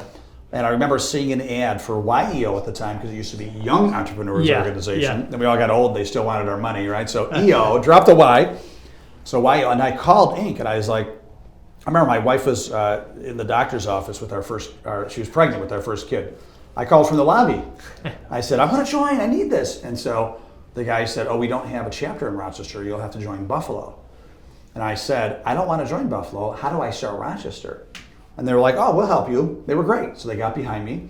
We started the Rochester chapter, got out to about 14 members, and then I met the president of the Buffalo chapter, this guy named Brian Bro, and we became friends, started doing stuff together, and then we decided, like, let's combine chapters to form a Buffalo and Rochester chapter. So now today it's called the Western New York chapter, EO of Western New York. And I'm not in it anymore. I was in EO for about 13 years. Yeah. Loved it, but moved on, and now I'm doing something I'll say similar, but for younger, not younger, but more beginning stage entrepreneurs. Now, why is something like EO important to an entrepreneur? Oh my God, it made the difference for me between success and failure, I think. Like, I needed to surround myself with people that were peers. I needed to surround myself with people that knew what I was going through, having my mindset. I felt very alone as a business owner. I could watch the Buffalo Bills game with my buddy, but if I start talking to him about a sales, marketing, personnel issue, he's going to look at me like I have two heads, right? Shut up, Dave. Pass the chicken wings, So I just wanted to surround myself with people that were doing what I was doing, owning a business, trying to grow a business. I want to surround myself with people that have already been there and done some of the problems I had, so I could learn and grow. And then I think just the community, just the high tide raises all the ships, right? So just being together, Rochester, Buffalo chapter, and then EO, all over the world now. Right. And I have friends all over the world now because of EO. I mean, I have stayed in New Delhi, India with a friend from EO, right? And so I could literally go to many places in the world and I would have people that I could call and stay with, right? Yeah. So just that network of like-minded entrepreneurs, I think it's a difference between either failure, success, or even massive success. Yeah, I completely agree with you. And so now with the Avanti Entrepreneur Group, did I say it right? We changed it to Network. Avanti Entrepreneur Network. So it's similar. It's a peer group, but it's for more of an emerging entrepreneur versus I think with EO you need to have at least $1 million in sales or more to even qualify and own at least 50% of the company. Right. So what's Avanti all about, and how is it helping, and what's going on with it? Yeah. So Avanti, we started about 2 years ago, and it started as next step was kind of floundering. I got a call from a young kid, 25 years old. 5 years before that, I had helped him start a business, right? Just as a friend. I didn't even know him. He called me. We became friends. And he was calling me to thank me. He goes, I'm doing really well. Look back at my notes, and I'm doing a lot of things you told me to do. So he was just calling to randomly thank me, And then at the end, he said, you should do this for a living. You should help people start businesses and grow businesses. And once again, it was like one of those God moments. I'm like, this is what I need right now. It sounds good. Literally went back to the office. That employee, Diana, who I talked about, would graze a bullet for me. Yeah. I said, she's my marketing director. I said, Diana, we're going to start a new business. We're going to set up a coaching company to help people start and grow businesses. And she goes, what do you want to call it? And I was very creative at the time. I said, we're going to call it davidmammano.com. Very, very creative, huh? Was that the actual name you were thinking? Yeah, it was just going to be my own coaching. Oh, okay. Right? Like my own coaching. One-on-one coaching. Right. Yeah. Okay. I'm with you so now. we started davidmammano.com. Developed a coaching curriculum. Online course. Started doing events locally for entrepreneurs. Brought in Norm Brodsky as my keynote. We would have speakers, sponsors, etc. We would do a couple events per year. And then I was talking to a young business owner, this woman, she's 32 years old, and she just bought her dad's business. And she had a lot of questions for me. She's asking me about sales and marketing, and I helped her. And she goes, oh my God, Dave, you're so smart. And I laughed. I was like, I am not that smart. I go, I have just messed up so many times that I could help you now.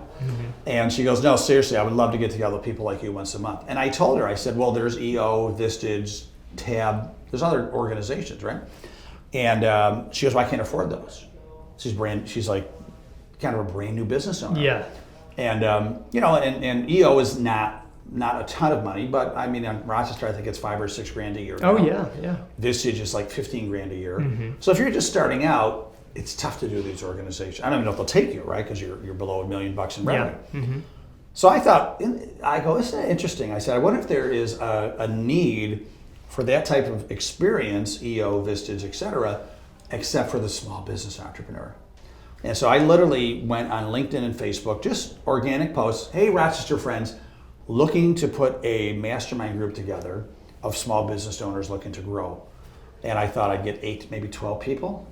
Well, I got 90 plus people saying they were interested. Great idea. So I said, we can do a price, right? So we started out, we had an early adopter special of $500. So I wanted to have some commitment, right? Yeah. So those 90 people turned into 42 people that signed up right away. I'm like, oh, all right, well, that's too big for one peer advisory group. So we made it into 4. Yeah. And then now we have 6 in Rochester. Now we started doing events every other month, right? So it has become like EO-like. And I wish I could say I was smart enough to plan it, but it just kind of happened, you know? And then I was like, well, I have a chapter model.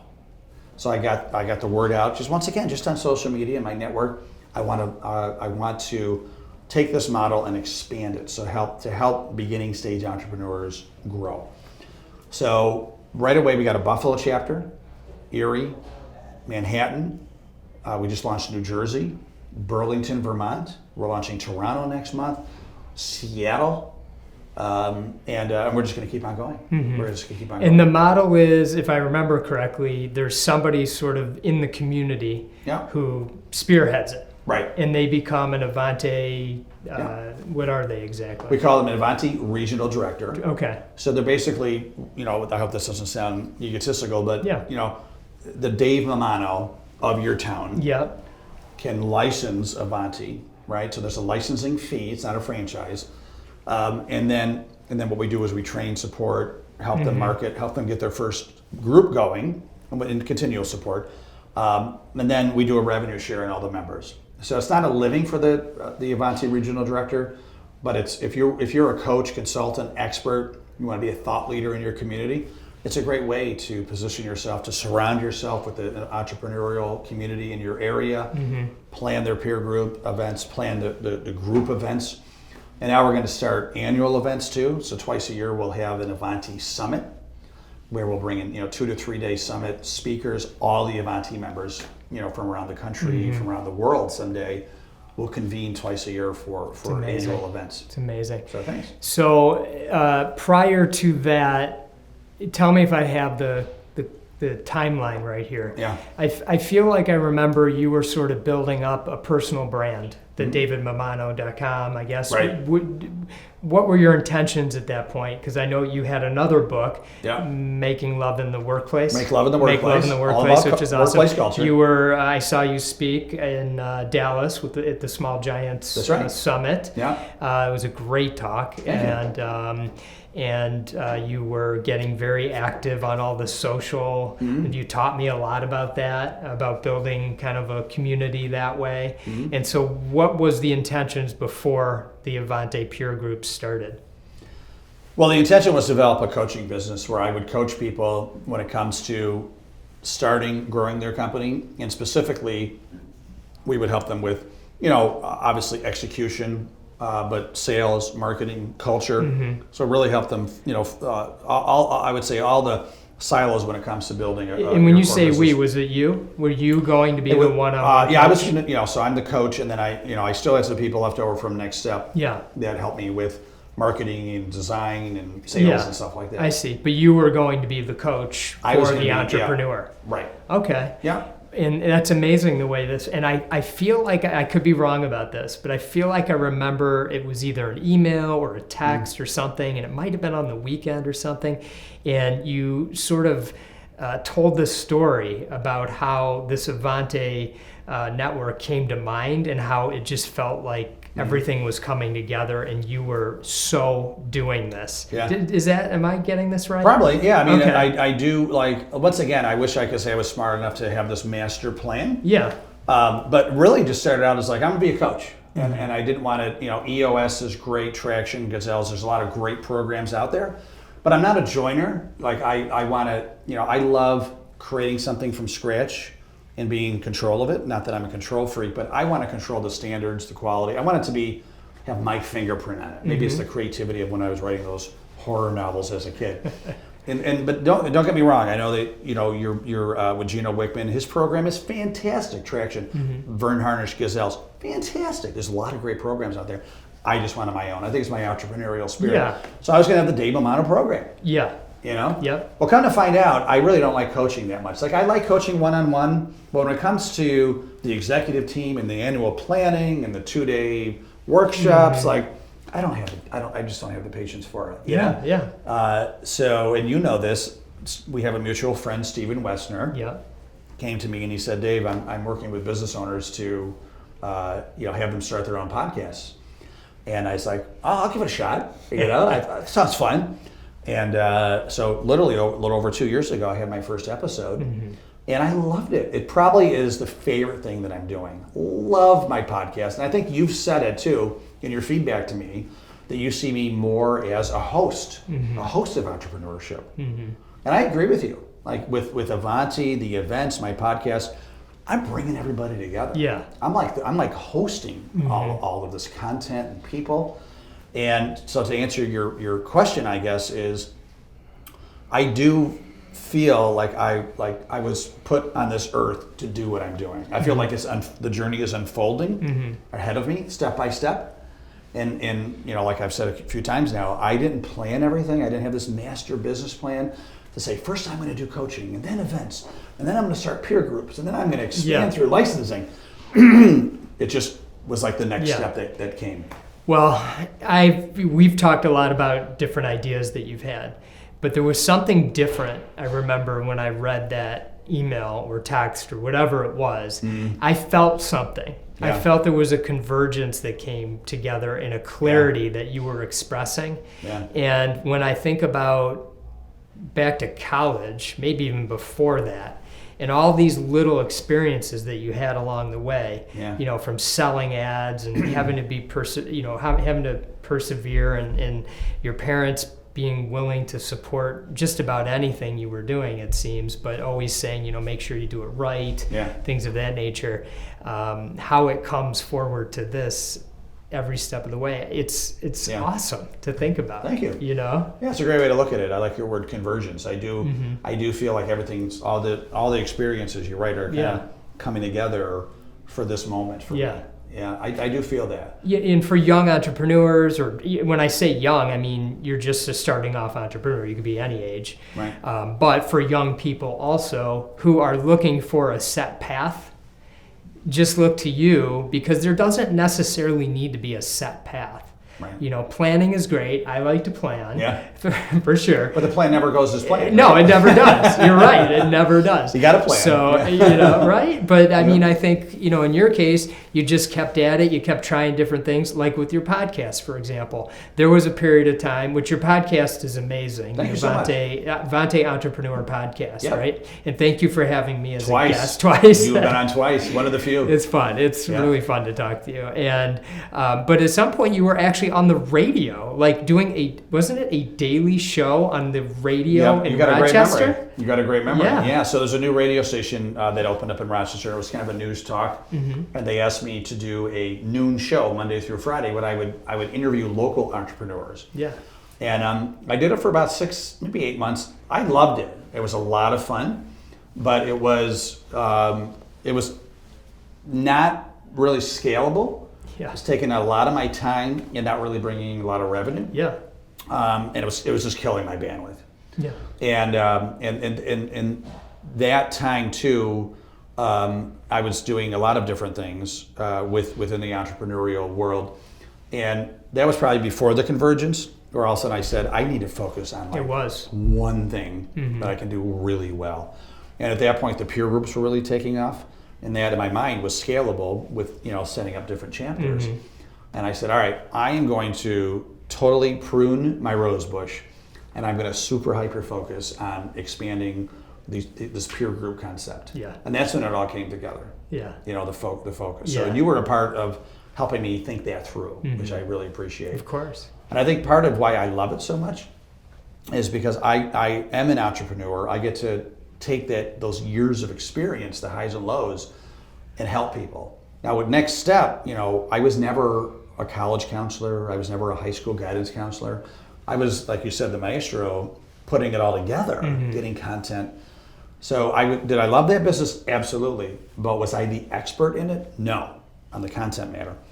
With Avanti, I, quote unquote, am the expert because I have been there and done that. So I truly can have a conversation with somebody and help them from I've earned my stripes, we'll say, right? Yeah. As have you. In the peer groups with Avanti, is there a facilitator, or is it, okay? And is it a paid facilitator? How does it work? What exactly? we do, so we call the facilitators the peer group guides, right? The PGG. So we train them. We have a training program on how to facilitate our group. We have a whole method, and so any new members that join their group, we do a revenue share with them as well. So once again, they're not getting rich. It's not a complete living, but it's something it's extra income. They usually love doing it anyway, and it could help build their business too. When you think back over all this experience, who are one or two of the people that have been most influential for you? Including you? So great. I knew you'd say that. You've been surely. Thank you, Dave. You have been fantastic. Okay. But for real, the real people. You've been a great bellwether through the years. I very much appreciate that. I could call Rob, and I have a lot. You know that. I was not making this up. For sure. You always listen. You hear me out, and you've always been very honest with I like it, I don't like it. Here's why. Have you thought about this? Starting with the bus, and I just met you, right? So I met you like maybe one time before that. Yeah. But those are the type of people I try to surround myself with. I would say, getting back to EO, a lot of people in EO were very helpful to me, my forum at the time. Vern Harnish, through the years, just from the content that he puts out, in addition to answering my phone calls and emails, very helpful through the years as well. And I would just say my network of friends and family. I mean, I surround myself with people that I think truly want me to succeed, and just being able to calling somebody like you, calling somebody like Stephen Wessner, calling somebody like Norm Brodsky, right? Who will they love me, but they'll tell it like it is because they want the best for me. That doesn't mean just filling me with puffery, right? They want what's best for me, so they'll tell me the good, bad, and ugly. And I think those are the best really mentors and friends that I've had through the years. Yeah, that's so true. When you look ahead, we're the same age, I think. Yep. I'm turning 50 next year. Yes. You are too, or I will be. So I'm 49. Yeah. And I will be 50 in 2 months. In 2 months. So Yeah. okay. So if as you and I look ahead 20 years from now, what do you think we'll be talking about? Our grandkids, right? Okay. Investing in our grandkids' business. So 20 years goes fast, right? It does. So that's a great question. So you and I think will be ideally the conversation is going to be just a lot of smiles, a lot of just true, proud satisfaction of what we've done.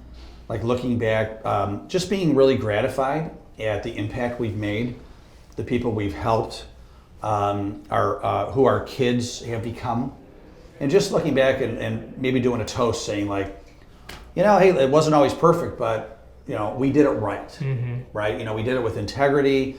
We tried our hardest, and just really being proud of our journey, and not wanting to change anything, even the failures, because that helped us learn and grow and put us to where we are. Yeah.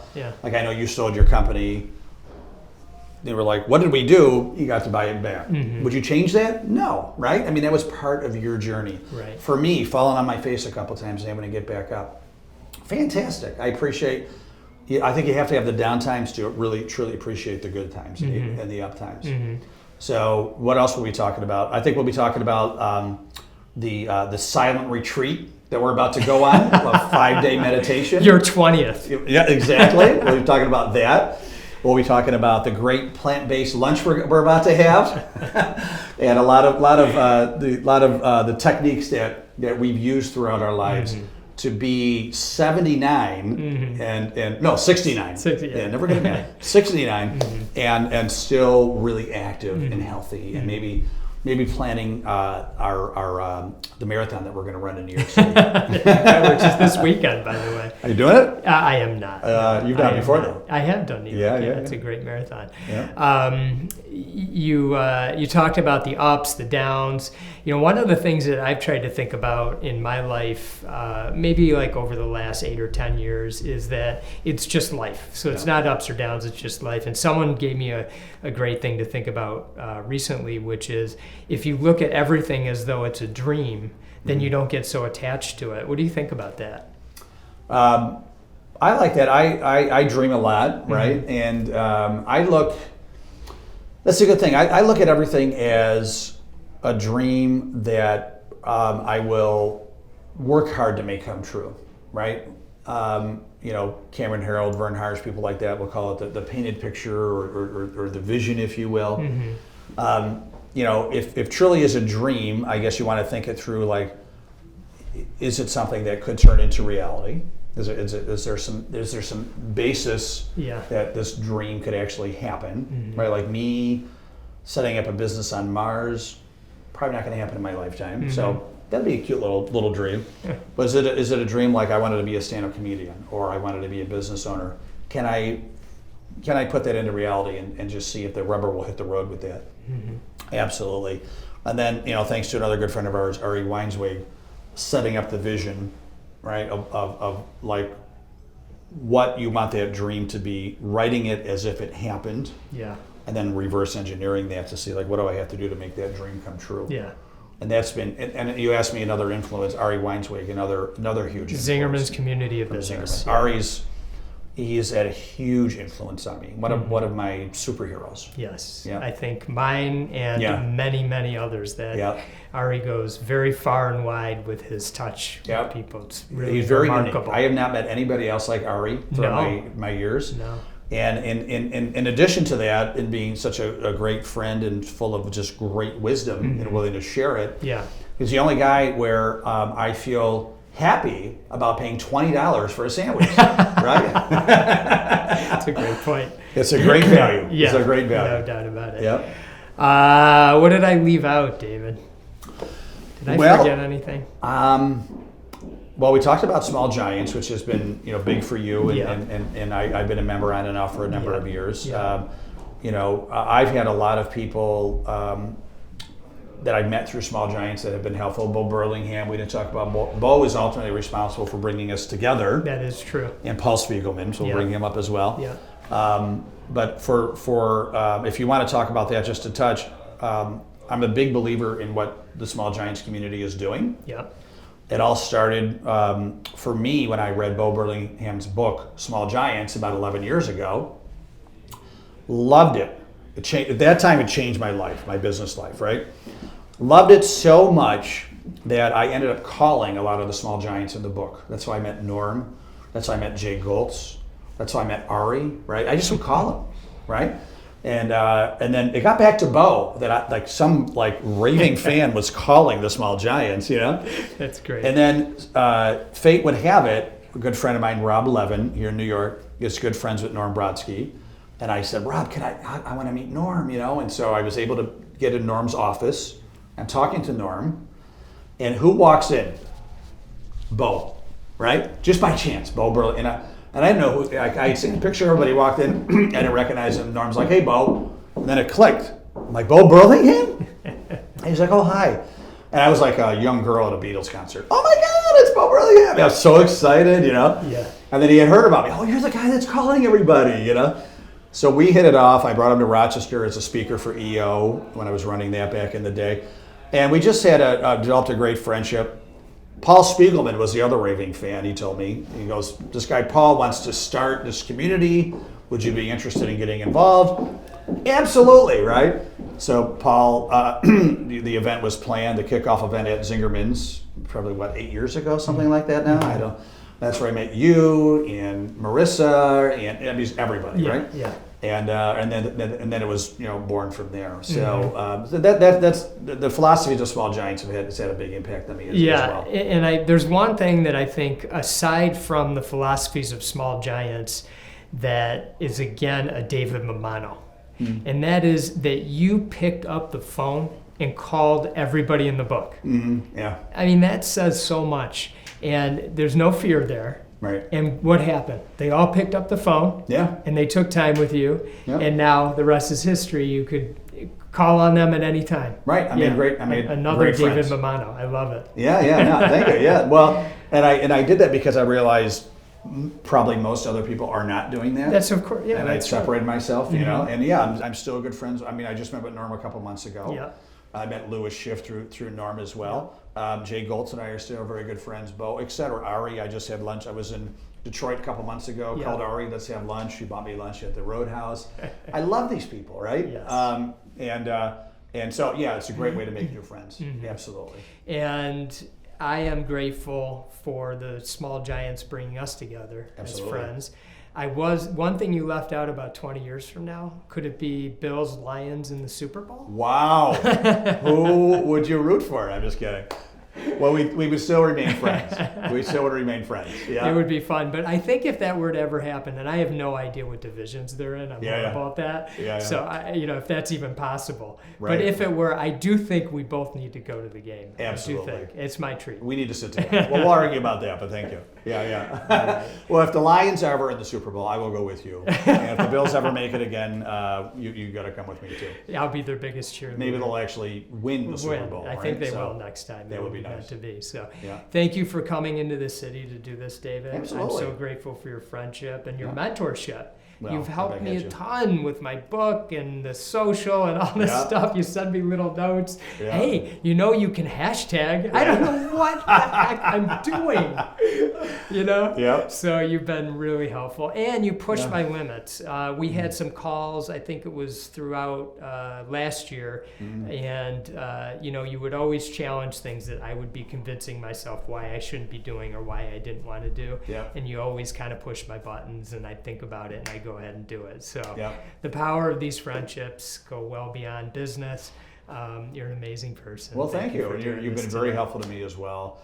And I love that you're one of these guys that you will talk about a challenge that you want to do, like the book, like the podcast, like the do nothing movement in general. Yeah. But then you will actually do it, right? You will move forward. And so that's what Avanti means, move forward. So you're truly an Avanti guy. Yeah, right? yeah. But you'll actually, like the book's out, your podcast, and we were talking about these things a year ago. And you were like, I think I want to do a book. I think I want to have a podcast. Yeah. Well, look at you now. Yeah, You've yeah. had your silent retreat.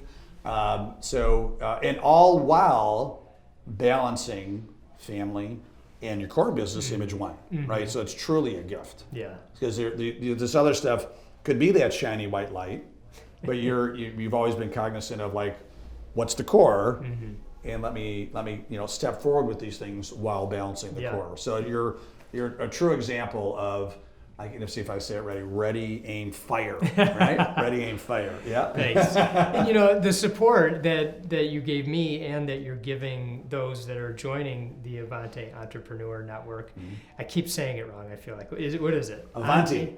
Just Avanti. Avanti. For those that are joining, I think these are the sorts of nuggets that they're going to get every step of the way that actually moves you forward a lot faster. Yep. So I I can't wait to see it all over the world. Well, thank you. I think it's going to be. Thank you. All right, and I tell you this all the time, you're one of my favorite people in the world. So keep on doing what you're doing. All right, David. Last word to you. Thanks, man. Hey, thank you. Appreciate it. Good seeing you, bud. Seeing you.